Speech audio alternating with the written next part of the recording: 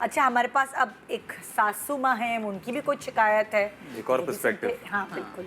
हमारे साथ कौन है जी? अस्सलाम वालेकुम। निसा जी, अस्सलाम वालेकुम। अस्सलाम वालेकुम। थोड़ा सा जोर से बोलिएगा, बिल्कुल आवाज़। अस्सलाम वालेकुम। जी जी। मेरा नाम निसा है और मेरे 2 बेटे हैं। दोनों बच्चों की मैंने शादी कर दी है। जब मेरा अपना ज़ाती मकान है। जब उन दोनों की शादी हो रही थी तो मैंने अपने वो फ्लैट जो है वो मैंने बेच दिया, और बेचने के बाद जो है उनको आधा आधा हिस्सा मैंने दे दिया।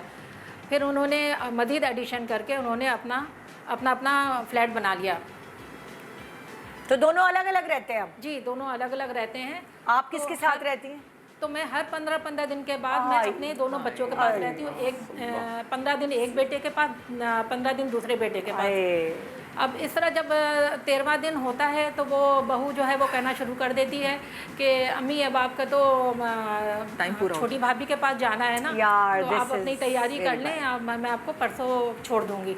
तो अब वो इस तरह फिर जब मैं छोटी वाली के पास जाती हूँ तो वो छोटी वाली भी मुझे इसी तरह रिमाइंड कराती है कि अम्मी अब आपके टाइम हो गया है, तो अब जो है मैं परसों स्कूल जाऊँगी, तो मैं आपको वहाँ पर ड्रॉप कर दूँगी।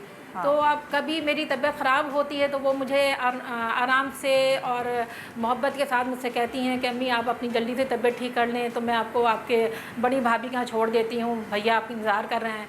तो अब इस तरह होता ये है कि अब मेरी तबीयत ख़राब है या मेरी तबीयत बेहतर है, जो भी है, मतलब मेरी हिम्मत नहीं अगर हो रही है तब भी मुझे जाना पड़ता है इन लोगों की वजह से। और हर 15 दिन बाद फिर आपका हर 15 सूटकेस बनता है, फिर उधर जाती है, फिर ये बहुत मुश्किल है। अब होता ये है, क्या नाम है कि अब मेरा तो अपना कोई ज़ाती कोई फ्लैट या कोई मकान तो है नहीं, क्योंकि जो भी था मैंने इनको दे दिया। अब वो मैं ऐसा लगता है जैसे मैं किसी होटल में रह रही हूँ।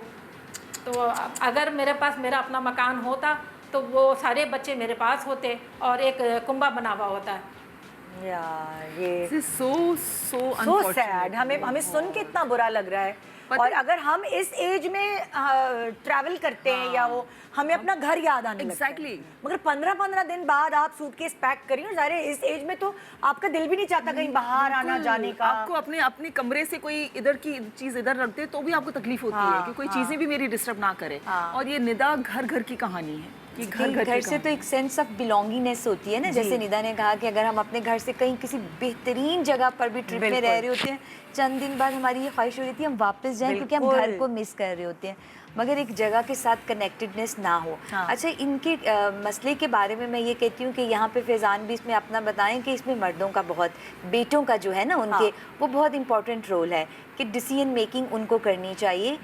अगर हमारे माँ बाप 5-6 बच्चों को हमें एक साथ घर में रख सकते थे और उन्होंने रेज किया है, तो क्यों हम उसे क्या कहते हैं कि एक कपल जो घर में एक मदर को साथ मुस्तकिल क्यों नहीं रख सकते हैं, ताकि वो उनकी एक अपनी जगह के साथ कनेक्टेडनेस हो।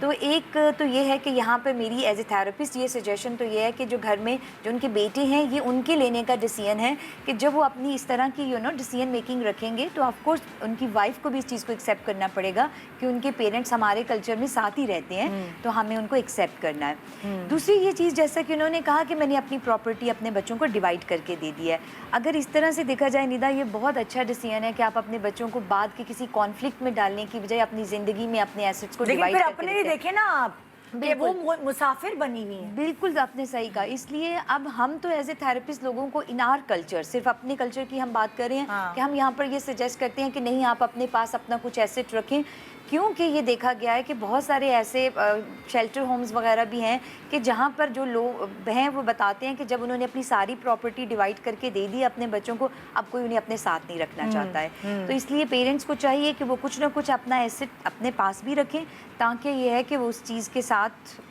उनका ख्याल भी रख सकें उनके बच्चे। अच्छा, इस बारे में आप फैज़ान और आप दोनों क्या कहेंगे? आप लोगों का क्या? देखिए, मैं सबसे पहले तो ये कहूँगा कि अनफॉर्चुनेटली आपके बेटे जो है ना वो बदनसीब हैं। इतना क्लियर बोलूँगा मैं कि उन्होंने आपको बेसिकली बांट दिया है, और घर जो है ना वो घर वालों से होता है, वरना तो मकान ही होता है। एग्जैक्टली। तो आपके जो बेटे ना वो मकान में रह रहे हैं, उन्होंने घर ख़त्म कर दिया है।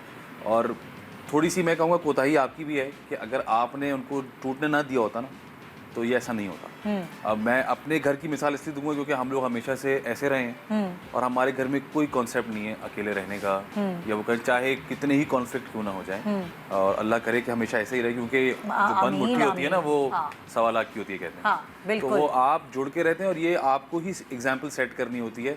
और मेरे घर में इस बात पे बड़ी बहस होती है, खासतौर पे मेरी तरफ से, कि अब जाहिर सी बात है हम सब बड़े हो रहे हैं, तो सब अब्बा भी कभी कहते हैं, कभी अम्मा कहती हैं कोई प्रॉपर्टी बना लो, कोई ये कर लो, कोई इन्वेस्टमेंट कर लो। मैं इंतहाई खिलाफ हूँ इस बात, और उसकी मेजर वजह ये होती है कि मुझे ऐसा लगता है कि वो it creates a lot of conflicts.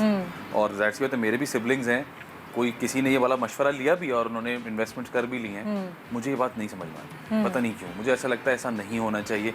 आपने अपनी सारी ज़िंदगी की मेहनत करके एक चीज़ बनाई, उन्हीं बच्चों के लिए आपने वो बेच दी और उन्होंने ही आपको डिवाइड कर दिया। So what is the point, what is the point? तो मुझे तो बिल्कुल ये बात समझ में नहीं आती आज के दौर में भी कि आप इन्वेस्टमेंट कर लें, और इस तरह के बहुत तरीके इन्वेस्टमेंट करने के उस तरह से कर रहे हैं, लेकिन ये जो एक प्रॉपर्टी बन जाती है ना, ये खूनी रिश्तों को भी तोड़ देती है। प्रॉपर्टी होती है तो आपको जरा सी भी बात बुरी लगती है, आप कहते हैं अच्छा जी हम अपना घर अलग कर लेते हैं। जब होगा ही नहीं तो आप बहुत सारी चीजें बर्दाश्त करेंगे जो कि लॉन्ग टर्म में बेहतर होंगी। एब्सोल्युटली। तो मुझे मैंने ना ये चीज़ अपने घर में अल्लाह का शुक्र है ना कभी सुनी है, ना कभी देखी है, और मुझे लगता है यही चीज़ हम आगे भी ना, क्योंकि अब मेरी भी बेटी है, मेरे भाई के भी बच्चे हैं, मेरी बहन के भी बच्चे हैं, तो वो भी अब वैसे ही रहते हैं जैसे हम रहते हैं। तो ये बात आप कैरी फॉरवर्ड करवाते हो। अब आपको लगता है कि जो इनके बेटों के बच्चे हैं ये कभी एक साथ जुड़ सकते हैं? हम तो अपने कजन्स को कजन्स भी नहीं बोल सकते, हम तो बहन भाई बोलते हैं। भाई एक एज बुजुर्ग मैंने अपनी मदर इन लॉ को देखा था, उनके भी माशाल्लाह 4 बेटे हैं, पर उन्होंने यासिर को चूज किया कि भाई मैंने इधर ही रहना है। तो हाँ, उनका एक कमरा सेट था उस घर में, और उन्होंने साफ कह दिया था कि मैं इधर से उधर, उधर से इधर, सब अलग अलग हो गए सारे, सबके बच्चे और शादियां हो गई। तो उन्होंने कहा कि मैं इधर से उधर सामान पैक करके नहीं ट्रैवल कर सकती, मैं तो इधर रहूंगी। उन्होंने हुक्म जारी किया और फिर सारे बच्चे जो जिनको उनसे मिलना होता था वो सब उधर आते थे। वो उनका कमरा था, वो उनका यही तरीका घर था। मेरी थोड़ी सी मुख्तलिफ राय है। मेरी राय ये है कि हमारे मजहब ने भी ये इजाज़त दी है कि अगर किसी की शादी होती है तो आप एक अलग उसको पूरा हक दिया जाता है कि वो अपनी फैमिली को अपना यूनिट करे, अपने बच्चों को अपने लिहाज से पाले। लेकिन इसका मतलब बिल्कुल हरगिज़ ये नहीं कि आप अपने बड़ों से जुदा हो जाएं। बड़ों के साथ कनेक्टेड रहते हुए भी आप अलग रह सकते हैं। हमारे यहाँ ये क्यों कॉन्सेप्ट बना हुआ है कि बस मैंने शादी की, पहली बात ये है कि लड़के को थोड़ा सा इस्टेब्लिश होने दें ताकि वो अपने खर्चे उठा सके, अपनी बीवी को संभाल सके। वो क्यों रिलाई करता है अपने माँ बाप के घर पर?